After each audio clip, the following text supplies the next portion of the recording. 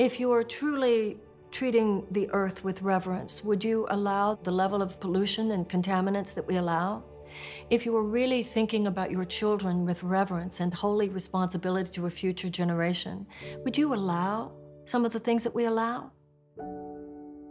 So, if the entire society is allowing economic forces to prevail rather than real humanitarian principles and love of the earth and love of each other and love of our children, then you get what we're getting.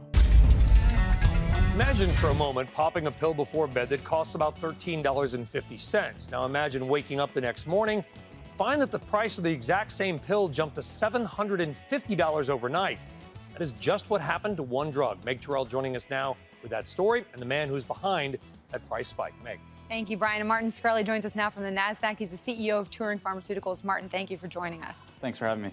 Now, you guys have said that the reason you increased this price so much after acquiring the drug was in order to do the research and development to develop a better version of Daraprim. I just got off the phone with an HIV doctor who told me they don't need a better version of this drug. We have the most money going into healthcare than any country in the world today, and we have some of the worst statistics of healthcare.